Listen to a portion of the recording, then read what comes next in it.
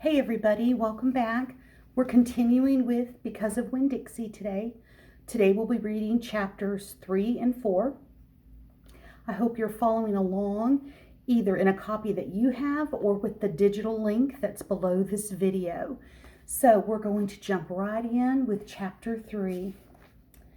I started in on Winn-Dixie right away, trying to clean him up. First I gave him a bath.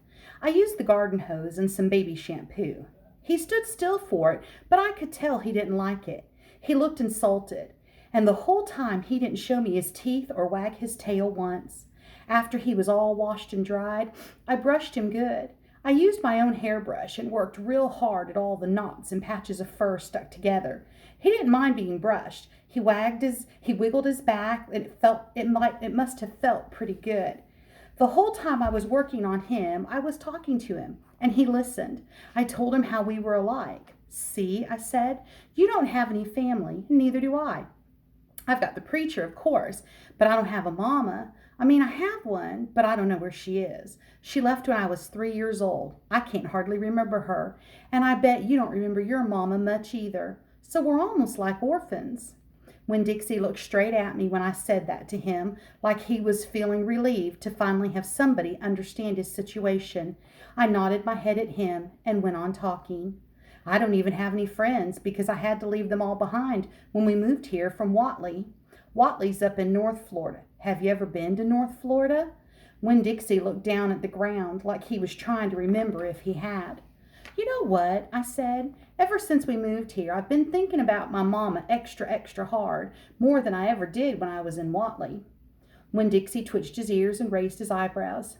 I think the preacher thinks about my mama all the time, too. He's still in love with her. I know that because I heard the ladies at the church in Watley talking about him. They said he's still hoping she'll come back, but he doesn't tell me that. He won't talk to me about her at all. I want to know more about her, but I'm afraid to ask the preacher. I'm afraid he'll get mad at me. Winn-Dixie looked at me hard like he was trying to say something. What? I said. He stared at me. I think I should make the preacher tell me about her. Winn-Dixie looked at me so hard he sneezed. I'll think about it, I said. When I was done working on him, Winn-Dixie looked a whole lot better. He still had his bald spots, but the fur that he did have cleaned up so nice. It was all shiny and soft. You could see his ribs, but I intended to feed him good, and that would take care of that. I couldn't do anything about his crooked yellow teeth because he got into a sneezing fit every time I started brushing them with my toothbrush, and I finally gave up. But for the most part, he looked a whole lot better, and so I took him into the trailer and showed him to the preacher. Daddy, I said. He said. He was working on a sermon of some kind, muttering to himself. Daddy, I wanted to show you the new Winn-Dixie. The preacher put down his pencil and rubbed his nose, and finally he looked up. Well, he said, smiling big at Winn-Dixie, well now, don't you look handsome? Winn-Dixie smiled back at the preacher. He went over and put his head in the preacher's lap. He smells nice too, said the preacher. He rubbed Winn-Dixie's head and looked into his eyes.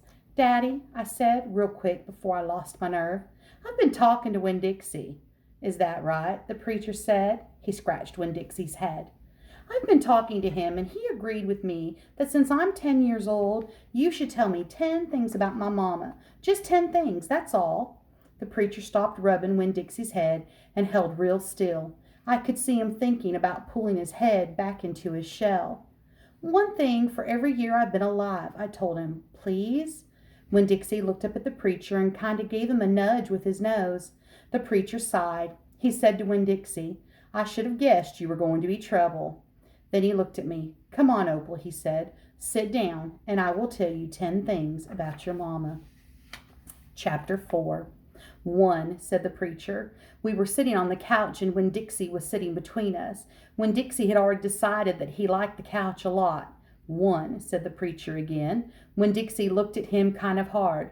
Your mama was funny. She could make just about anybody laugh. 2, he said. She had red hair and freckles. Just like me, I said. Just like you, the preacher nodded. 3, she liked to plant things. She had a talent for it. She could stick a tire in the ground and grow a car. Winn-Dixie started chewing on his paw, and I tapped him on the head to make him stop. 4, said the preacher. She could run fast. If you were racing her, you couldn't ever let her get a head start because she would beat you for sure.